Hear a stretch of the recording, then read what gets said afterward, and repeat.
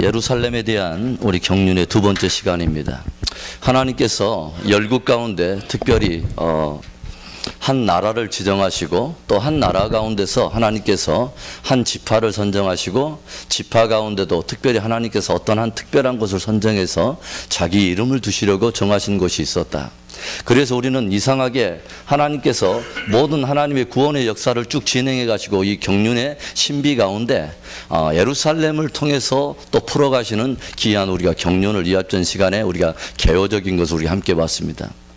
이상하게 하나님께서는 예수님께서 이 땅에 오실 때도 바로 예루살렘에서 십자가를 지시고 거기에서 속죄 그 제사를 드리시고 이것이 있기 약 2000년 전에 아브라함을 통해서 모리아산에서 또 독자 이삭을 희생 제물로 드리신 사건이 기록이 되어 있고 그 다음에 바로 그 동일한 곳에 다윗은 성전을 세우고 이 동일한 이 한 장소에서 하나님께서 주신 신비한 경륜들이 풀어지는 것을 봅니다.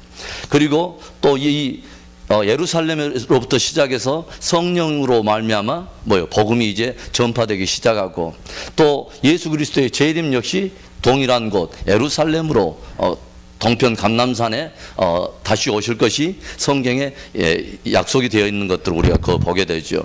오늘 이사야서 62장의 말씀은 하나님께서 예루살렘을 향한 하나님의 갈망이 얼마만큼 그렇게 진하게 묻어 있는가를 우리가 보여줍니다. 거기를 보면 62장 1절에 보십시오.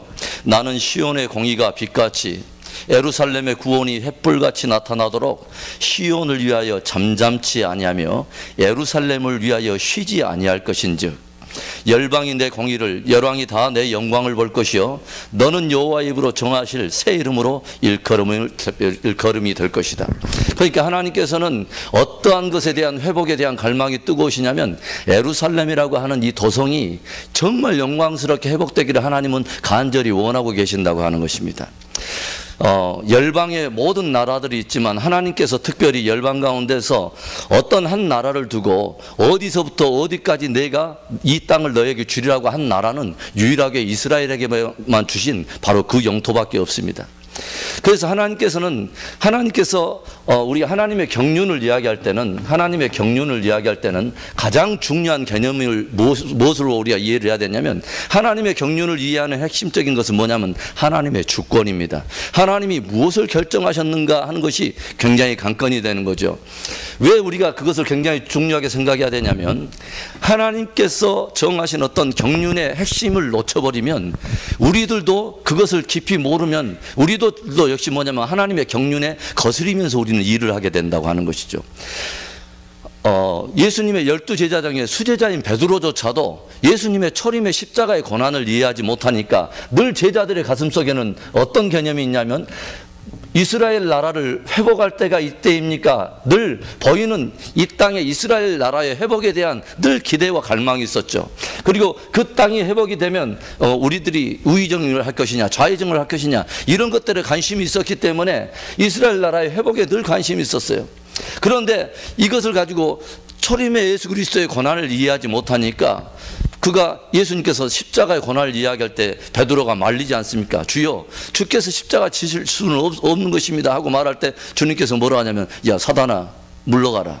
네가 하나님의 일을 생각지 않냐고 너는 도리어 무엇을 생각한다고 사람의 일을 생각하는도다 말하지 않습니까? 유대인들의 실수가 무엇입니까? 하나님의 경륜의 핵심을 놓쳐버리는 것이죠. 하나님께서 끝없이 창세로부터 그 아들을 보내시겠다. 여인의 후손을 보내겠다. 아브라함의 후손을 통해서 내 씨로 말미암아 온 천하 만민이 복을 받게 되리라 하는 그 자손이 또 다윗의 후손으로 오리라 했던 끊임없던 이런 역사의 경륜의 신비들을 이해하지 못하니까 바로 예수님께서 이 땅에 오셨을 때 그를 십자가에 못 박는 그런 우를 범하지 않습니까? 하나님의 경륜을 우리가 이해한다는 것은 너무너무 소중한 거예요. 하나님의 관점으로 역사를 이해한다는 것은 너무너무 중요한 일이에요.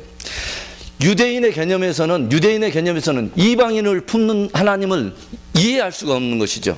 그러니까 하나님께서 원래 그것을 결정 안 한 것이 아니라 하나님의 경륜에는 관심이 없고 늘 그것은 뭐냐면 그들은 자신들의 관점에서 이 역사를 이해하려고 그러니까 하나님께서 결정하신 신비를 이해하지를 못한다고 하는 것입니다. 오늘날에 똑같은 어떤 그런 일들이 어떤 것입니까? 예를 들어서 이런 거죠. 요즘 많은 나라들이 이스라엘이라고 하는 작은 나라, 그래서 뭐냐면 스가랴서나 요엘서에서 그 말했던 것처럼 이 작은 하나를 들지 못해 가지고 이 온 천하에 이 예루살렘을 무거운 돌이 되게 하리라 했던 것처럼 이 나라를 주기도 못하고 살리도 못하고 이거 어쩔 수도 없이 막 이렇게 문제거리로 이렇게 모든 나라들이 지금 그 나라의 어떤 땅 문제를 해결하려고 지금 막 몸부림치지 않습니까? 뭐 웨스트뱅크에다 뭐 정착촌을 만드냐 서안 지역을 주느냐 마느냐, 이 땅에 대한 이야기를 막 마음대로 하고, 최근에 이 나라의 그 누구예요? 그 캐리 의원이 또 이스라엘에 가서 압력을 가하고 거기다 팔레스타인 정착촌 줘라, 동예루살렘을 중심으로 해서 옛날 구예루살렘을 중심으로 팔레스타인의 수도로 내놓고 이렇게 해서 줘라, 국제적인 평화의 관계를 위해서 줘라. 이것은 그러나 이런 일들이 그렇게 외교적이나 정치적으로 풀려고 하는 것은 순전히 인간적인 이야기들이에요. 하나님의 경륜의 신비를 이해하지 못하면 모든 나라들이 함께 힘을 합쳐서라도 무엇을 하냐면 하나님의 경륜을 대적하는 일들을 하게 된다고 하는 것입니다. 이건 무서운 일이 되는 거죠. 예. 그러나 하나님의 경륜을 이해할 때는 하나님의 주권을 우리는 인정하지 않으면 하나님의 경륜은 풀어지지가 않아요. 하나님이 뭘 결정하셨느냐, 그럼 온 땅에 온 만유의 주인이 누구신가부터 먼저 출발을 하는 거예요. 온 땅의 주인이 누구냐, 그가 누구시길래 그 땅을 자기 의무적으로 줄 수 있는 분이 누구냐 이거야. 그 땅의 원주인이면은 그것은 가능한 거예요. 예를 들어서 우리 이하정 장로님께서 땅을 지금 수만 평을 지금 가지고 있습니다. 상상만 해도 지금 이제 즐거운 우리가 상상하는데, 그것을 누구에게 주겠습니까? 장로님이 주고 싶은 사람한테 주는 거예요. 그건 장로님의 주권에 달려있는 문제, 소유권의 문제예요. 온 만유의 주인이 누구시냐? 하나님께서 주인이시여. 그래서 그 주인 되신 바로 그분이 그 땅을 그에게 주겠다 하면 그게 바로 그 주인의 주권에 해당하는 문제잖아요. 그래서 우리가 창세기 우리 15장 말씀을 보고 있습니다. 창세기 15장 말씀. 12장에서도 이미 아브라함에게 주겠다고 말했지만 15장에서도 주님께서 구체적으로 어떤 한 지역을 지칭하시잖아요. 창세기 15장에 아브라함과 언약을 맺은 것입니다. 18절에 그날에 여호와께서 아브라함으로 더불어 언약을 세워 가라사대 내가 이 땅을 애굽 강에서부터 그 큰 강 유브라데까지 내 자손에게 주노니 곧 겐 족속과 그니스 족속과 감몬 족속과 헷 족속과 브리스 족속과 르바 족속과 아모리 족속과 가나안 족속과 기르가스 족속과 여부스 족속의 땅이니라 하셨더라. 이 땅을 주님께서 주시기로 결정했다는 것입니다. 여호수아 1장 말씀을 보겠습니다. 여호수아 1장의 말씀을 봅니다. 여호수아 1장 2절부터 제가 봅니다. 내 종 모세가 죽었으니 이제 너는 이 모든 백성으로 더불어 일어나 이 요단을 건너 내가 그들 곧 이스라엘 자손에게 주는 땅으로 가라. 내가 모세에게 말한 바와 같이 물은 너희 발바닥으로 밟는 것을 내가 다 너희에게 주었노니 곧 광야와 이 레바논에서부터 큰 하수 유브라데에 이르는 해쪽 속의 온 땅과 또 해지는 편 대해까지 너희 지경이 되리라. 하나님께서 어떤 영토를 구체적으로 지정하시면서 어떤 특별한 족속에게 주기로 한 이 영토는 이 영토밖에 없습니다. 그리고 특별하게 주기로 그 약속한 그런 작속은 아브라함과 그의 후예들밖에 없어요.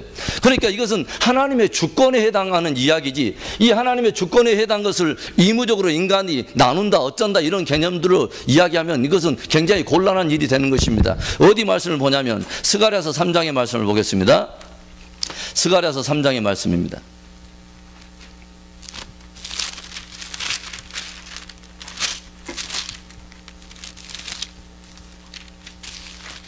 스가랴서 3장,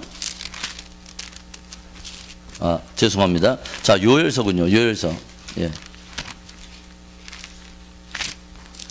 요엘서 3장 1절부터 보겠습니다. 1절에 그날 곧 내가 유다와 예루살렘에 사로잡힌 자를 돌아오게 할 그때에 내가 만국을 모아 데리고 여호사밧 골짜기에 내려가서 내 백성 곧 내 기업될 이스라엘을 위하여 거기서 그들을 국문하리니 이는 그들이 이스라엘을 열국 중에 흩고 나의 땅을 나누었음이며 또 제비 뽑아 내 백성을 취하고 동남으로 기생을 바꾸며 동료로 술을 바꾸어 마셨음이니라.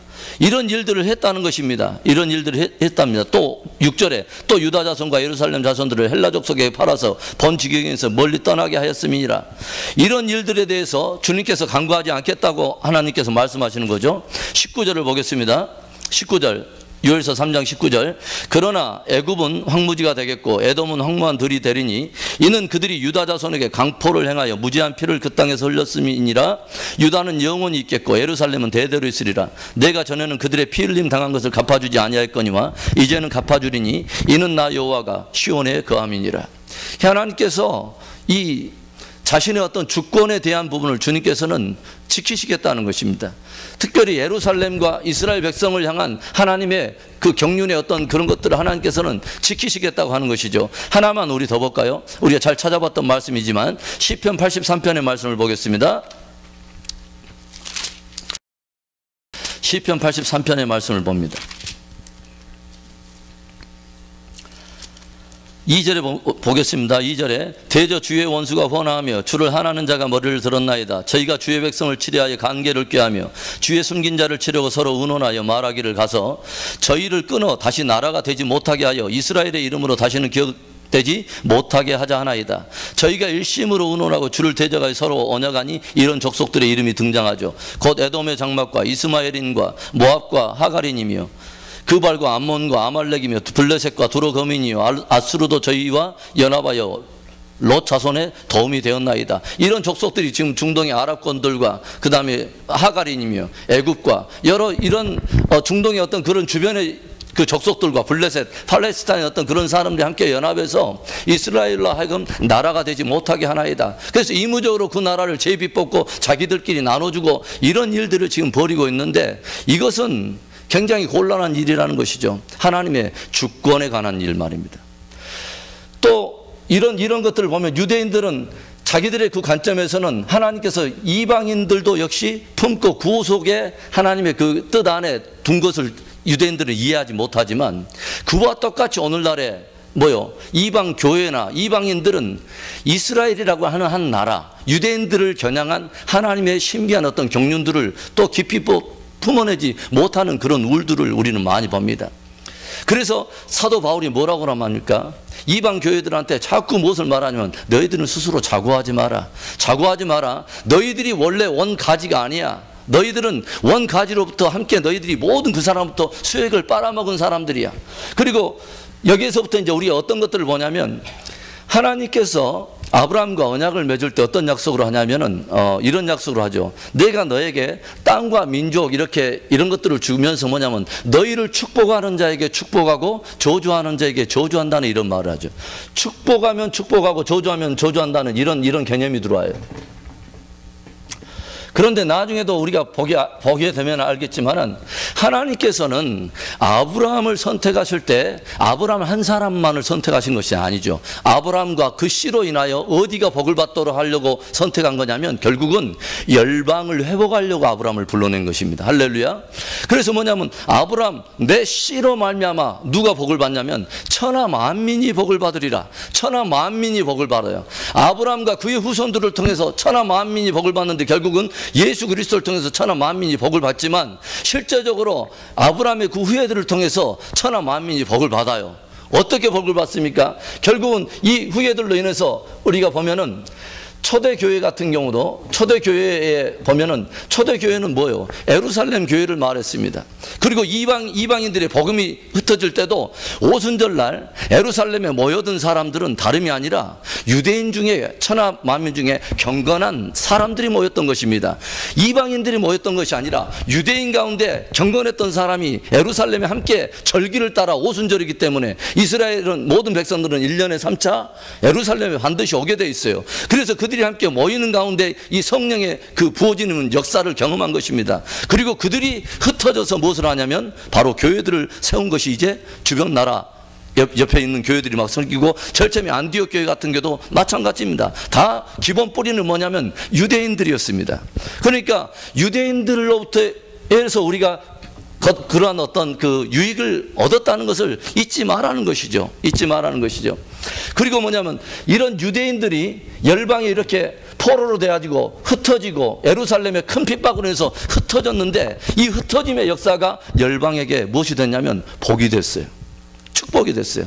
그 다음에 이 사람들이 또 하나님의 큰 경륜 속에서는 AD 70년 이후에 이 이스라엘과 예루살렘이 회파되면서 온 열국에 흩어지면서 이것이 무엇에 대한 하나의 그 근거가 됐냐면 이방인들이 함께 접붙임을 받는 그런 축복의 하나의 근거가 됐다고 사도 바울은 말하지 않습니까?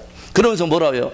저들의 흩어지고 저희들의 순환도 너희들에게 복을 가져왔거니와, 만약에 하나님께서 저들을 모으시고 저들을 진짜 받으시는 은혜가 있다면 이방 너희 교회에는 어떤 축복이 올 것이냐 조용히 생각해봐라. 그래서 이방 교회들한테 무엇에 대한 안목이 열리기를 원하냐면 하나님이 유대인과 이스라엘의 그 회복, 예루살렘의 회복을 향한 하나님의 갈망을 너희들이 이해하기를 원한다. 이것이 너희 이방 교회와 이방인들에게 가져올 엄청난 축복과 회복의 역사를 안다면 너희들은 무엇을 위해서 기도할 수밖에 없다고 말하냐면 예루살렘의 회복을 위해서 기도할 수밖에 없다고 말하는 거예요. 할렐루야.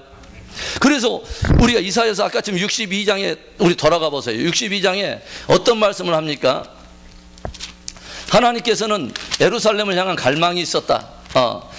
그곳은 하나님의 보좌가 있고 그곳에 자기 이름을 두시려고 결정을 했기 때문에 그곳에 자기의 통치 보좌를 두고 앞으로 또 회복의 그 모든 경륜을 거기를 중심으로 풀기로 주님께서 결정을 하셨기 때문에 예루살렘을 향한 갈망이 있습니다. 예루살렘의 회복과 구원을 위해서 갈망이 있으면서 6절에 봐보세요.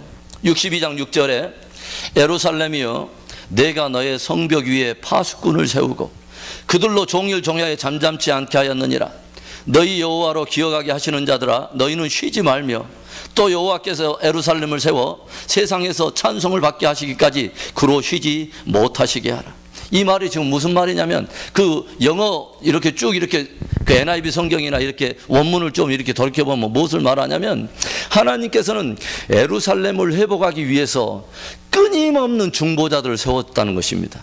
예루살렘을 위한 중보자들을 끊임없이 파수꾼을 세워가지고 그들로 무엇을 하게 했냐면 끊임없이 하나님께 울부짖어가지고 하나님께 울부짖어서 하나님 저 예루살렘을 회복해 주옵소서라고 기도하도록 끊임없이 중보자를 세웠다는 거예요. 그리고 뭐라고 하냐면 너 여호와의 이름을 부르는 자들아, 여호와의 이름을 부르는 자들아 너희들은 너희들 스스로도 쉬지 말고 나로 역시 쉬지 못하게 하라. 뭐 할 때까지?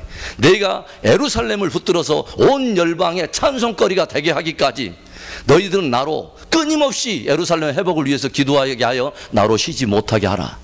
이게 하나님의 예루살렘을 향한 갈망입니다. 할렐루야.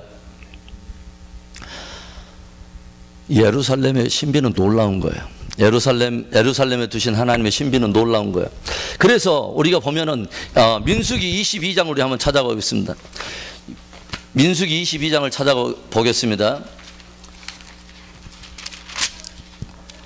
민수기 22장 12절을 찾아가 봅니다. 이때가 어떤 사건이 일어납니까?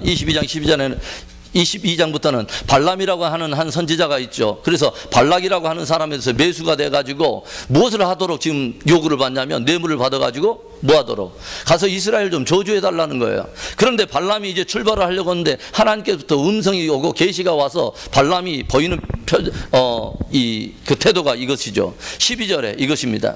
하나님이 발람에게 이르시되 뭐라고 말하냐면 너는 그들과 함께 가지도 말고, 지금 저주하러 지금 함께 가자고 발락이 꼬시는데 하나님께서 발람에게 하는 말입니다. 너는 그들과 함께 가지도 말고 그 백성을 저주하지도 말라. 그들은 뭐요? 복을 받은 자니라. 그들은 복을 받은 자니라. 가지 마라. 31절에 보겠습니다. 31절에 그래도 발람이 뭐예요? 먹은 게 있어가지고 또 출발하려고 그러니까 하나님께서 이 놀라운 사건을 또 벌이는 거죠. 31절에 때에 여호와께서 발람의 눈을 밝히시며 여호와의 사자가 손에 칼을 빼어들고 길에 선 것을 보고 머리를 숙이고 엎드리니 여호와의 사자가 그에게 이르되 너는 어찌하여 내 나귀를 이같이 3번 때렸느냐? 보라 내 길이 내 앞에 패여감으로 내가 너를 막으려고 나왔더니 나귀가 나를 보고 이같이 3번을 돌이켜 내 앞에서 피하였느니라. 나귀가 만일 돌이켜 나를 피하지 아니하였다면 내가 벌써 너를 죽이고 나귀는 살렸으리라. 그래도 발람 가고 싶은 거예요. 먹은 게 있어서 또 가서 그래도 출발해 볼까 하니까 하나님께서 나귀에 오히려 눈을 열어가지고 나귀가 말을 하게 함으로 인해서 오히려 이 발람의 그 길을 막지 않습니까? 그 다음에 한 장 더 넘어가 봅시다. 23장 7절 8절 봅시다. 7절 발람이 노래를 지어 가로되 발락이 나를 아람에서 모압 왕이 동편산에서 데려다가 이르기를 와서 나를 위하여 야곱을 저주하라. 와서 이스라엘을 꾸짖으라 하도다. 8절에 하나님이 저주치 않으신 자 자를 내 어찌 저주하며 여호와께서 꾸짖지 아니하신 자를 내 어찌 꾸짖을꼬. 또 넘어가 봅니다. 19절에 어떤 말씀입니까? 우리가 잘 외우는 말씀 중에 하나가 이런 이스라엘과의 관계 속에서 이 말씀이 나온 거예요. 하나님은 인생이 아니시니 시건치 아니하시고 인자가 아니시니 후회가 없으시도다. 어찌 그 말씀하신 바를 행치 않으시며 하신 말씀을 실행치 않으시랴. 내가 축복의 명령을 받았으니 그가 하신 축복을 내가 돌이킬 수 없도다. 여호와는 야곱의 허물을 보지 아니하시며 이스라엘의 패역을 보지 아니하시는도다. 이게 지금 무슨 말입니까? 하나님께서는 시건치 않으셔요. 한번 뱉어놓고 그 말을 먹는 분이 아니라는 거예요. 그래서 발람이 이 말을 하는 의도가 뭐예요? 하나님께서 한번 이스라엘을 선택하시고 그 백성 축복하기로 작정했다면 하나님은 그 말을 거두시는 하나님이 아니라는 거예요. 하나님의 만약에 이 말을 먹고 이 말을 시건하시는 하나님이라면 저와 여러분을 향해서도 시건하시고 그 말을 먹을 수 있는 하나님이라는 것을 주님은 표본적으로 저와 여러분을 향한 사랑을 어디에다 심어놓냐면 예루살렘을 표본으로 저와 여러분을 향한 사랑을 표현해 놓으셨다는 거예요. 할렐루야. 그래서 하나님께서 말하냐, 그 로마서 11장에서 사도 바울이 뭐랍니까? 우리가 또 좋아하는 말씀이 있죠. 11장 가보겠습니다. 로마서 11장. 로마서 11장 봅니다. 자, 로마서 11장 28절을 보겠습니다. 11장 28절에 이런 말씀이 있습니다. 복음으로 하면 저희가 너희를 인하여 원수된 자요 택하심으로 따지자면 조상을 인하여 사랑함을 입은 자라. 그리고 나서 이 말씀이 나오는 거예요. 29절. 하나님의 은사와 부르심에는 후회하심이 없느니라. 그러면 이 은사와 부르심이 무엇을 대한 것입니까? 이스라엘을 향한 은사와 부르심을 말하는 것입니다. 하나님은 선택해 놓고 야, 너 안 되겠다 하고 그냥 버려버리는 하나님이 아니라는 거예요. 반드시 징계는 하되 반드시 하나님은 그분의 경륜 안에서 회복을 작정하신 그것은 반드시 이루시는 하나님이라는 것이죠. 은사와 부르시면은 후회함이 없으신 하나님이에요. 이스라엘과 예루살렘을 향한 경륜을 그 반드시 이뤄내시는 하나님이기 때문에 저와 여러분을 향한 은사와 부르심에도 후회함이 없는 것입니다. 할렐루야. 자, 그러면 우리가 또 우리 보겠습니다. 자, 민수기 아까쯤 났는데 24장도 우리 한번 보겠습니다. 민수기 24장.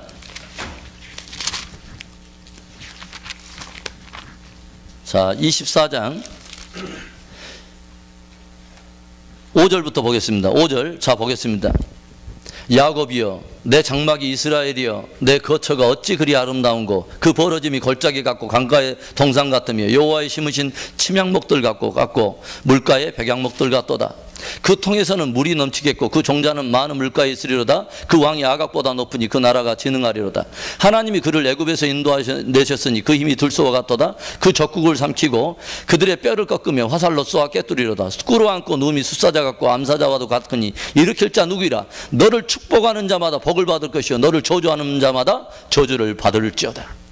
발람이 가가지고 뇌물은 먹을 대로 다 먹고 나서 엉뚱한 일들을 막 하는 것입니다. 하나님의 영감을 받아주고 그 말이 그 말이 안 나오는 거예요. 저주하는 말이 안 나오는 거예요. 왜 그러냐면 하나님의 그 마음이 이스라엘과 예루살렘을 향한 간절한 중심이 사랑이기 때문에 그것을 풀어놓는 거죠. 자, 17절 18절도 보겠습니다. 17절 18절에 내가 그를 보아도 이때의 일이 아니면 내가 그를 바라보아도 가까운 일이 아니로다. 한 별이 야곱에게서 나오며 한 홀이 이스라엘에게서 일어나며 모압을 이편에서 저편까지 쳐서 파하고 또 소동하는 자식들을 다 멸하리로다. 그 원수 에돔은 그들의 산업이 되며 그 원수 세일도 그들의 산업이 되고 그 동시에 이스라엘은 용감히 행동하리로다. 이런 말씀이 보세요. 지금 모압 왕 발락에게 지금 뇌물을 받고 가서 지금 조자로 올라갔다가 오히려 하나님께 크게 혼나고 나서 축복하면서 오히려 축복해달라고 오히려 말했던 그 모압은 오히려 저주하면서 하나님께서 모압을 가만히 두지 않을 거다 하고 그런 말을 하면서 이스라엘과 예루살렘을 축복하지 않습니까? 그러니까 이런 일들을 우리가 쭉 보다 보면은 하나님께서 우리가 그 이스라엘이라고 하는 나라를 통해서 또 예루살렘을 통해서 그 열방 앞에 보여주고자 하는 귀한 교훈들이 있다고 하는 것이죠. 우리가 구약의 어떤 그런 중심 틀은 뭐냐면 중심 틀은 이합전에 제가 그런 말을 했어요. 창세기 1장부터 11장까지의 역사를 제가 뭔 역사라고 그러냐면 이 역사를 원역사다. 그래서 창조와 타락과 홍수와 바벨탑 사건, 즉 온 인류가 한 구미였을 때, 한 민족에 속했을 때 일어난 이 사건이 있은 다음에 열방으로 모든 나라들이 흩어집니다. 열방의 모든 나라들이 흩어진 가운데 하나님께서 한 사람을 뽑아내서 아브라함을 불러내시는 것이죠. 이때부터 우리는 이스라엘의 역사 속에서 무엇을 보냐면 아브라함과 언약하신 그 약속 안에 하나님의 갈망이 들어있다는 걸 알아요. 그게 뭐냐면 하나님께서는 이 땅에 하나님의 나라를 이루시는 것이 하나님의 귀한 갈망 중에 하나였어요. 그러니까 아브라함에게 약속하신 세 가지의 약속은 바로 그 나라와 관계가 있는 거예요. 이게 구약의 역사의 그 큰 틀이에요. 하나는 뭐냐면 하나님께서 내가 너로 무엇을 하겠다? 이 땅을 주겠다는 것이죠. 땅, 뭐예요? 영토. 그래서 우리가 보통 예전에 사회 시간이나 이런 시간에 우리가 세계사를 배우다 보면 나라를 구성하는 세 가지 요소가 있어요. 뭐죠? 하나는 국민, 하나는 주권, 그리고 하나는 뭐죠? 영토. 너무 오래전에 공부해가지고 잘 생각이 안 나시지만 맞습니다. 국민, 주권, 영토예요. 자, 그런데 그러니까 이 땅을 주겠다고 하는 것이죠. 영토에 대한 문제예요. 그러죠? 나라가 있으려면 영토가 있어야 되잖아요. 그 주님께서 영토를 하나님께서 정확히 어디서부터 어디까지 주겠다고 하나님께서 만물의 주인이시고 만유의 주가 되신 그 주님께서 주겠다 하면 주신 거예요. 이건 주인이 줬기 때문에 옆에서 누가 왜 그 사람한테 주세요? 이렇게 말할 수 있는 문제가 아니라는 거예요. 하나님의 주권에 대한 것은 저와 여러분의 신앙의 가장 뿌리예요. 주권에 대한 믿음이 아니라면 그것은 굉장히 곤란한 믿음이에요. 네. 자, 그 다음에 두 번째는 뭐예요? 백성을 주겠다는 거죠. 백성을 큰 민족을 이루겠다 하는 것이죠. 그래서 뭐냐면 국민을 이루어 주시겠다고 하는 거잖아요. 그 다음에 세 번째가 주권에 대한 문제죠. 그러니까 구약에 누가 다스리느냐 하는 서버린티에 대한 이야기죠. 누가 왕이냐 이거예요. 그러니까 구약에 아브라함 때부터 특별한 이스라엘의 역사 속에 나오는 것은 다 이 세 가지에 대한 이야기예요. 이게 기본 틀이에요. 이게 뭐냐면 하나님께서 아브라함에게 약속하고 나서 먼저는 무엇에 대한 것을 성취하냐면 백성에 대한 것을 주시죠. 이게 출애굽기가 다루고 있는 내용이에요. 뭐예요? 400년이라고 하는 애굽에서 400년 동안 종살이 하는 가운데서도 고난 가운데 하나님 우리 잊어버렸을 거야. 하나님께서는 우리를 기억하지 못할 거야. 우리는 고난의 역사 속에 들어갔다고 생각하고 역사에 잊혀진 바 됐다고 생각하는데 하나님은 인간들이 볼 때는 고난과 흑암의 역사인 것 같지만 하나님은 여전히 여성하게 주님은 그분의 일을 하고 계십니다. 할렐루야. 인간들의 실패가 하나님의 일을 막을 수는 없어요. 인간들의 어떠함이 하나님이 그것을 막지 않아요. 하나님은 여상하게 오늘도 뭐요? 이 세상 역사에 현상학적으로는 별일들이 많이 일어나도 하나님은 여성하게 그분의 구속의 역사를 써가시는 하나님이세요. 자, 그래서 백성을 200만이 넘도록 백성을 만들어 놔시. 그리고 나서 여호수아에서부터 보여준 게 뭐예요? 땅에 대한 문제예요. 땅을 주시기로 했기 때문에 영토를 만들어가는 이야기 아닙니까? 그리고 사사기부터는 뭔 이야기냐면 누가 그 땅을 다스리냐 하는 것이죠. 그래서 사사들이 혼돈의 시대가 오면서 나중에는 왕들이 들어오지 않습니까? 왕. 그래서 누가 왕이냐 이거예요. 그래서 이 이야기들이 구약의 한 큰 패러다임을 가지고 오는데 그 말은 무엇이냐면 하나님의 갈망은 뭐요? 진실로 하늘의 뜻, 하나님의 뜻을 알고 하나님과 진짜 언약 백성 그들이 이 땅에 하나님의 뜻대로 다스림을 받는 그런 나라를 세우는 것이 하나님의 갈망이었다는 것이죠. 그러니까 이스라엘 그 제자들이나 이스라엘 백성들의 그 관심도 이해가 되죠. 뭐냐면 이스라엘의 나라를 회복할 때가 이때입니까? 왜 그러냐면 하나님이 이 땅에 그렇게 원하셨는데 하나님 이 땅에 그렇게 세우기를 원했던 이스라엘을 언제나 회복됩니까? 이것도 역시 이스라엘 백성들한테는 굉장히 하나의 관건이죠. 그런데 사도행전에서 그 말을 예수님께 물어봅니다. 제자들이 이스라엘 나라를 회복할 때가 이때입니까? 그러니까 주님이요 이때다 저때다 이것에 대한 말을 뭐라고 하냐면 때와 기한은 아버지께 속했기 때문에 너희가 알 바 아니야. 지금 무엇에 대한 때를 물어봤죠? 제자들은 이스라엘 나라의 회복할 때를 물어봤는데 그 때와 기한은 너희들이 알 바 아니야 라는 말은 뭐냐면 이스라엘 나라가 회복할 때가 있다는 것입니다. 그러나 그때와 기한은 아버지께 속해 있다는 거예요. 그러나 지금은 너희가 그럴 때가 아니라 뭐냐면 성령이 너희에게 임하시면 너희가 권능을 받고 증인의 삶을 살아야 될 때지 지금은 그거 지금 관건이 아니야라고 말하는 것이죠. 그런데 이사야가 나중에 여러분들이 나중에 지금 제가 다루겠지만 이사야는 무엇을 말했냐면은 예수님의 초림과 재림의 사역을 나눕니다.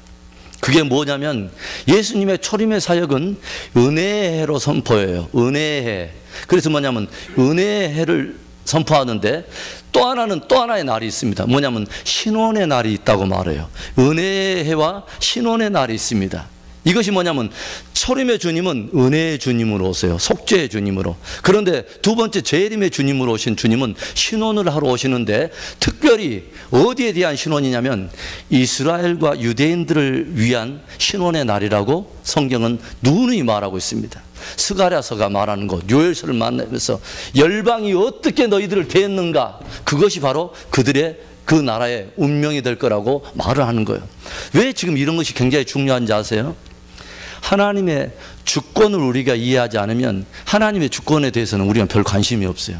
그리고 이런 하나님이 정말 예루살렘과 이스라엘을 향한 간절한 갈망이 우리들의 또 회복과도 관계가 있다는 것을 이런 개념이 들어오지를 않아요. 그런데 저는 확실히 말할 수 있을 것 같습니다. 뭘 말할 수 있냐면 이방 교회로 하여금 하나님께서 모든 것을 동원해서 이방 교회로 하여금 하나님 반드시 이스라엘과 예루살렘을 회복을 향한 하나님의 갈망을 다 반드시 하나님은 다 드러내시고 교회로 하여금 이방인들로 하여금 뜨겁게 예루살렘을 위해서 중보하게 할 겁니다. 할렐루야. 왜 그러냐면 거기와 우리의 회복이 맞물려 있다는 걸 주님은 그렇게 보여주시고 그들이 뜨겁게 유대인들을 함께 품고 들어갈 때 유대인들 안에서도 큰 부흥이 일어나면서 유대인과 이방인들은 한 몸으로 회복되는 엄청난 회복을 하나님께서는 꿈꾸고 계시는 거예요. 우리는 그런 것들을 우리는 좀 이해를 해봐야 돼요. 그래서 우리가 축복하고 이 저주하는 역사들을 예전에도 우리가 나눴지만 오늘은 그런 것보다 예루살렘에 대한 기초적인 개요 좀 더 깊이 들어가 봅니다. 그래서 하나님께서는 열방에 흩어져 있는 모든 사람들, 이 사람들을 창세기 11장에 보면 11장에서 바벨탑의 사건에 다 연루됐던 사람들이에요. 그런데 이 사람들이 열방으로 다 흩어져 버립니다. 그러니까 열방에 흩어진 사람들은 우리가 뭐라고 표현할 수 있냐면 흩어진 바벨의 사람들이라고 우리는 말할 수 있어요. 무슨 말인지 이해가 되죠? 단 한 사람도 별로 여려 없이 모든 사람이 단합대 해가지고 뜨겁게 단합대회를 했어요. 그런데 그 단합대회는 좋았는데 목적 자체가 하나님을 향해서 한번 대적해 보자는 그렇게 대배도였던 바벨탑을 쌓지 않습니까? 그러니까 뭐냐면 흩어진 바벨론이라고 말할 수 있어요. 흩어진 바벨의 사람들 가운데서 하나님께서 누구를 선택하냐면 아브라함을 선택했다고 하는 거죠. 이게 하나의 하나님께서 주고자 하는 하나의 계시의 하나의 어떤 뿌리와도 같은 하나의 또 메시지를 담고 있는데 그게 뭐냐면은 바벨에서 어디로 오냐면 약속의 땅으로 돌아온다 하는 것입니다. 하나님께서는 흩어진 바벨 가운데 한 사람을 어디로 불러들이냐면 약속의 땅 말입니다. 이스라엘, 주님께서 주고자 하는 땅. 그리고 그곳의 수도는 예루살렘과 연관이 되어 있어요. 바벨론에서 어디로 돌아오는 이야기를 해주냐면은 아브라함부터 시작해서 뭐냐면 바벨론에서 예루살렘으로 돌아오는 이야기를 보여줘요. 그리고 나서 뭘 또 보여줍니까? 여기서 400년 동안을 야곱의 그 후예들이 애굽으로 끌려가지고 400년 동안 종살이를 합니다. 400년 동안 종살이 한 다음에 그 백성들을 어디로 또 다시 불러들이냐면 그들이 원래 나갔던 바로 그곳 이스라엘, 바로 거기로 또 불러드립니다. 이 땅으로. 이 땅은 하나님께서 아브라함에게 주셨던 땅이로 제가 여러 번 말하지만 Promised Land예요. 약속의 땅이에요. 내가 약속한 땅이 아니라 하나님이 일방적으로 약속해 줬기 때문에 나는 약속되어진, 약속을 받은 그런 땅입니다. 그래서 하나님께서 400년 후에 이스라엘 백성들을 이 땅으로 불러들여요. 이때는 아브라함이 없을 때입니다. 오직 하나님은 스스로의 당신의 신실함을 두고 그 약속을 했기 때문에 하나님은 스스로의 이름을 두고 약속했기 때문에 이 후손들을 여기에 땅으로 불러들이신 것입니다. 그리고 여기서 다시 뭐냐면 70년 동안 남유다 왕조가 멸망해서 바벨론으로 또 끌려갑니다. 바벨론으로 끌려가서 이 백성들을 나는 좋은 땅으로 저쪽에 카나다나 아니면 저쪽 좋은데 호주나 이런 데로 갈 줄 알았더니 이 백성들이 다시 어디로 들어오냐면 똑같은 옛날 고토로 돌아온다는 것이죠. 고토로 돌아온다. 원래 그 주기로 했던, 아브라함에게 주기로 했던 이 땅 말입니다. 그리고 여기서부터 이제 뭐냐면 AD 70년 이후에 이제는 애굽도 아니고 이 바벨론도 아니고 이 백성들이 열방으로 동서남북으로 사방대 흩어져 있는데 이 백성들을 끌어모읍니다. 엄청난 거죠. 사방대에서 끌어모았는데 그 사방대 백성들을 어디로 끌어모으냐면 이스라엘 예전에 그들이 나왔던 고토로 끌어들입니다. 그런데 이게 한 무려 1900년 후에 일에 최근에 이루어진 일인데 많은 사람들은 이스라엘과 예루살렘이 드러나고 회복된 일에 대해서 별로 관심을 갖지 않아요. 이건 굉장히 저는 시리어스한 문제라고 저는 생각을 해봅니다. 자, 예레미야 16장을 찾아가 봅니다. 이것을 누가 말씀을 하셨을까요? 그리고 그것이 성취되었다고 하는 것은 무엇을 우리에게 의미하는 것일까? 예레미야 16장 14절.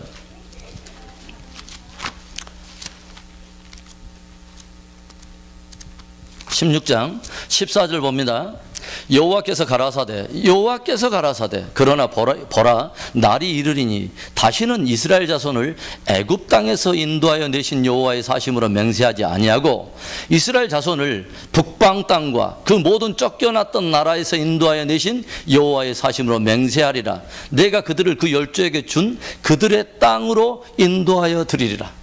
그들에게 준 열조에게 말한 그 땅으로 불러드리리라. 북방 땅과 모든 열방에서 불러드리면 이 일은 누가 했다는 것입니까? 하나님께서 하셨다는 거예요. 예. 그럼 또 하나 찾아봅시다. 이사야서 11장을 또 찾아갑니다. 이사야서 11장 11절 보겠습니다. 11절.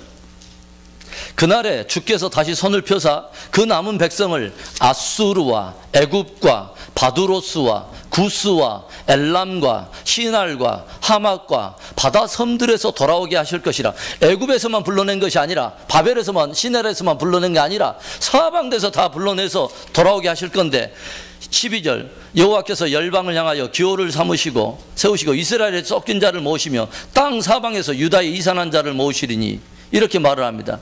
그러니까 하나님께서 다시 그 백성들을 모으신다고 하는 것을 보여주는 거죠. 자, 에스겔서 36장을 또 갑니다. 에스겔서 36장. 에스겔 36장 24절.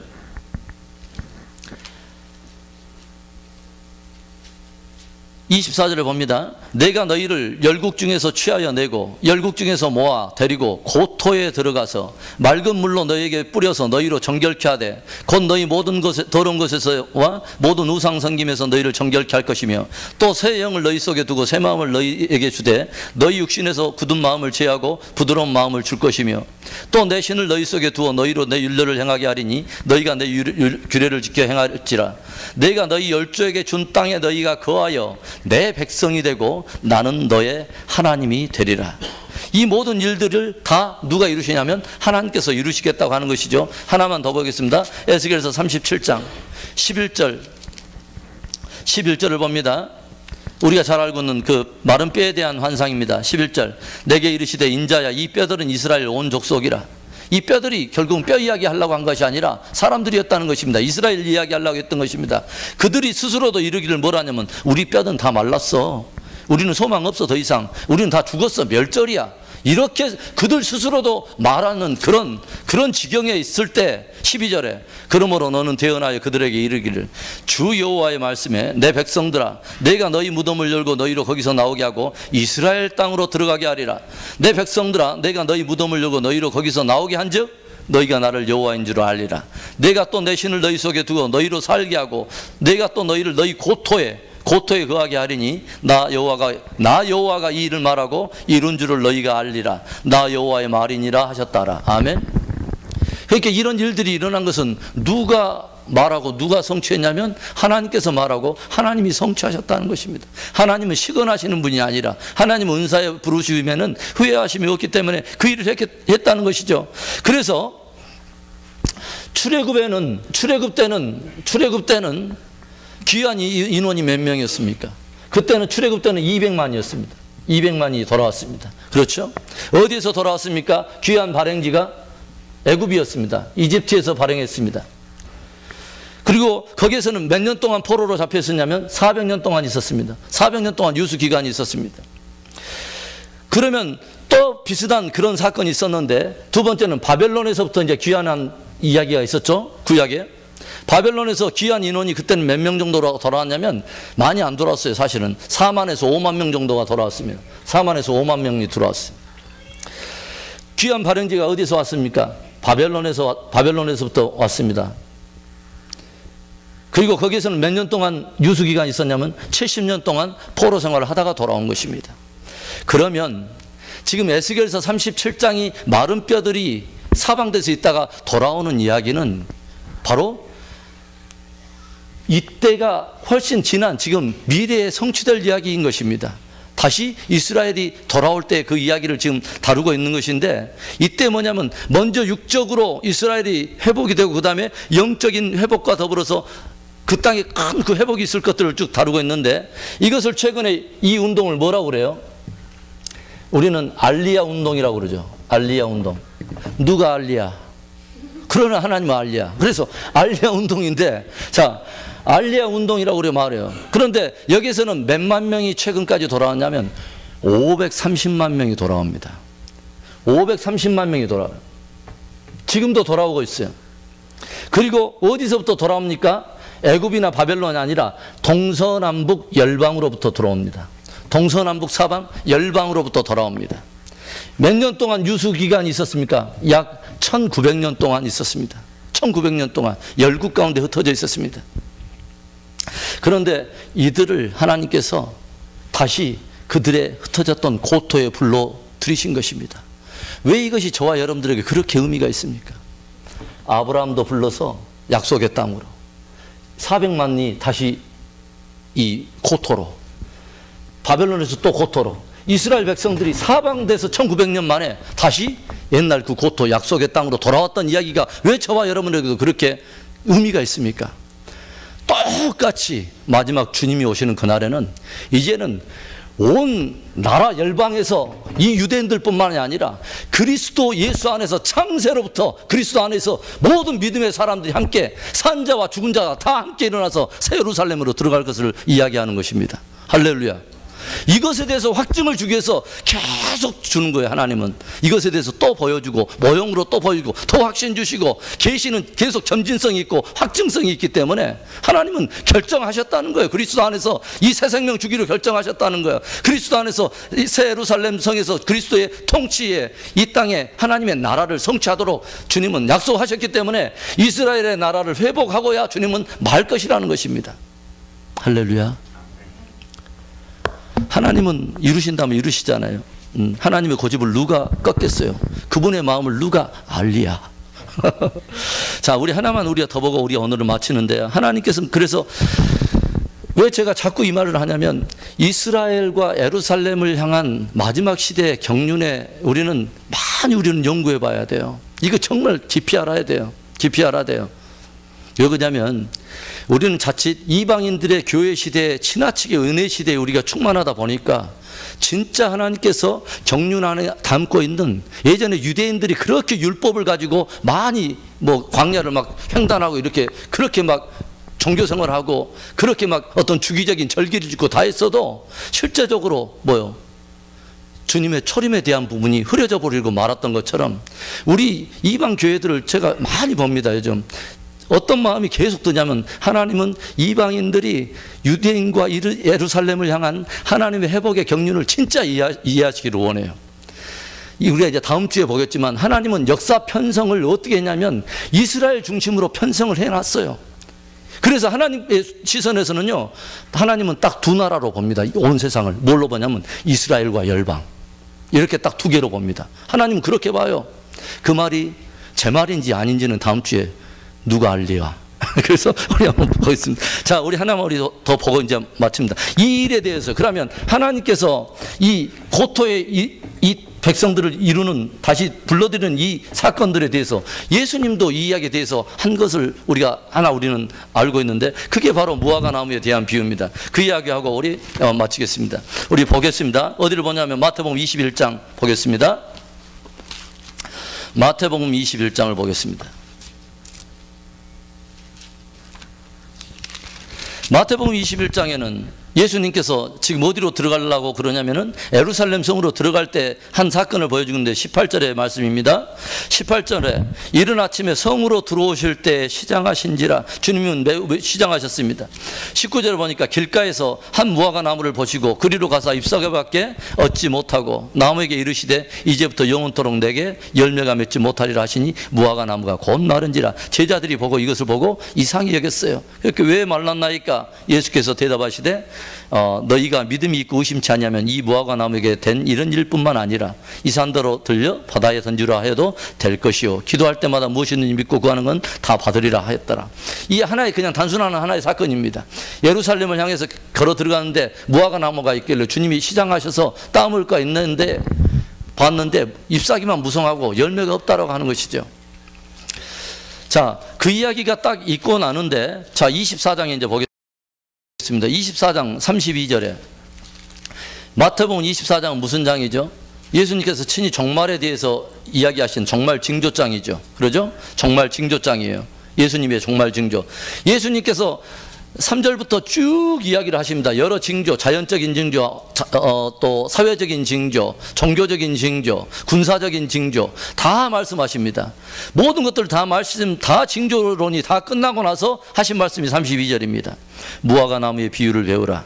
그 가지가 연하여지고 잎사귀를 내면 여름이 가까운지를 아나니 이와 같이 너희도 이 모든 일을 보거든 인자가 가까이 곧 문 앞에 이른 줄 알아. 그게 뭐냐면 무화과 나무에 대한 비유를 소개하면서 무화과 나무에 대한 비유를 배우라. 이런 일들이 벌어지면 인자가 곧 문 가까이 온 줄 알아. 그러니까 뭐냐면 이런 일들과 종말이 함께 연관지어진 하나의 사건이 있다고 하는 것을 깊이 생각해야 하는 것입니다.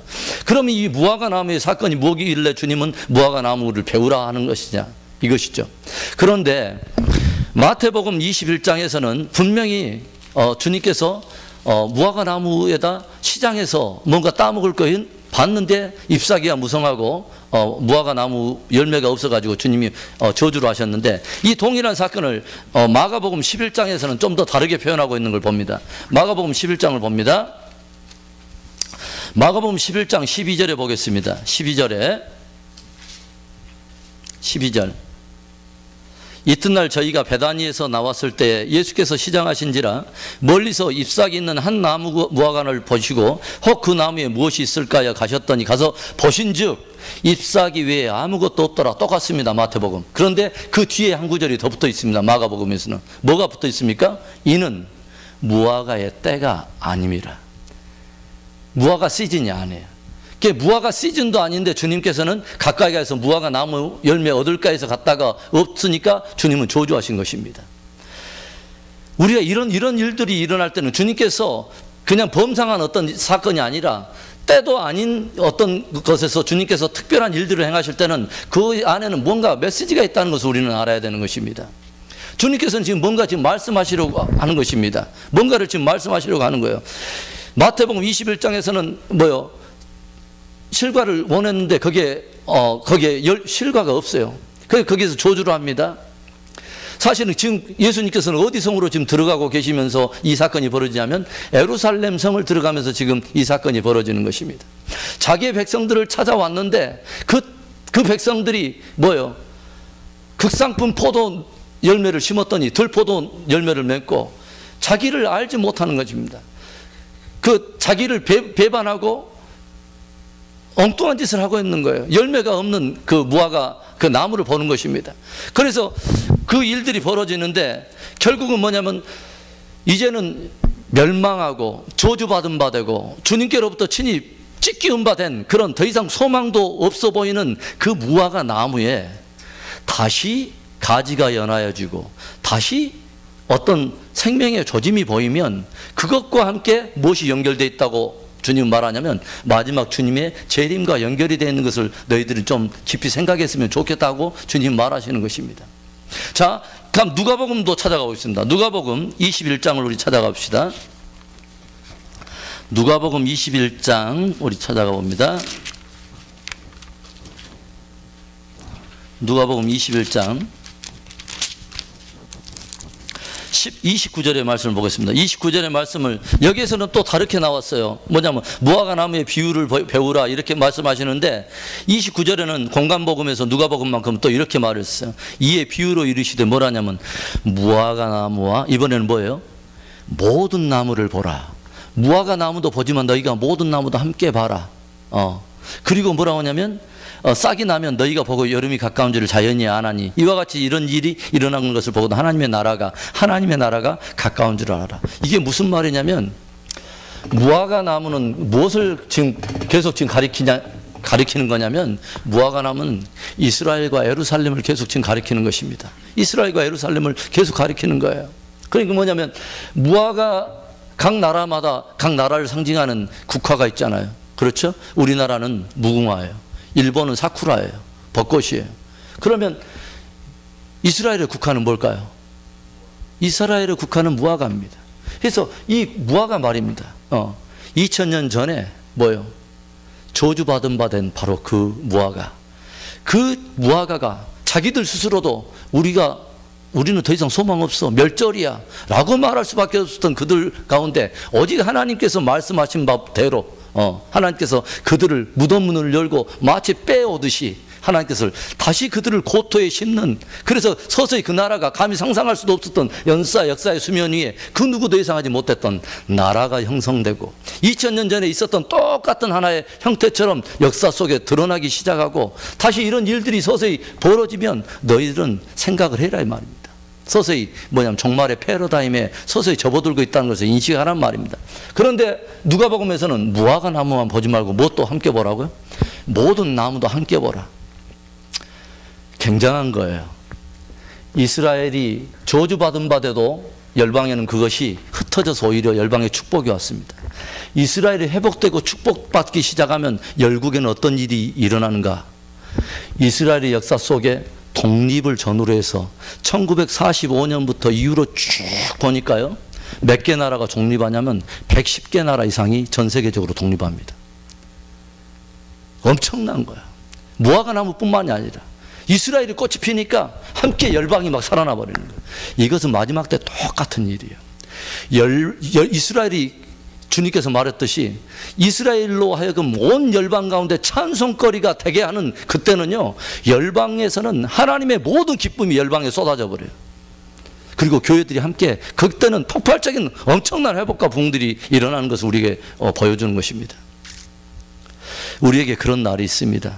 그런 날들이 있습니다. 그래서 오늘은 예루살렘을 중심으로 하나님께서 계속 모으시는 이런 역사를 통해서 우리에게도 역시 뭐냐면 이 똑같은 예루살렘을 겨냥한 하나님의 경륜이 바로 저와 여러분을 향한 경륜의 하나의 표상이다 하는 것들을 저와 여러분들이 함께 나눴습니다. 오늘은 여기까지 하겠습니다.